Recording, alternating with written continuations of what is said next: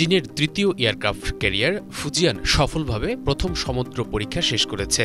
বাহনটি ৮ দিন পরীক্ষামূলক চলার পর বুধবার সাংহাই জিয়ান নাং শিপইয়ার্ড ডকে ফিরে আসে। সমুদ্রযাত্রায় ফুজিয়ানকে চালনা এবং বৈদ্যুতিক সিস্টেমের মতো কয়েকটি কঠিন পরীক্ষার মধ্য দিয়ে যেতে হয়েছে। ফুজিয়ানের সব সিস্টেমই প্রত্যাশা অনুযায়ী কাজ করায় এটি একটি মাইলফলক অর্জন করেছে। পরিকল্পনা অনুযায়ী ফুজিয়ানের আরও পরীক্ষা নিরীক্ষা করার কথা রয়েছে।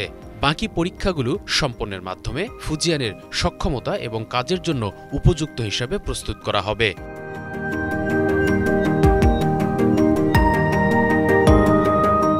Banglavision news desk.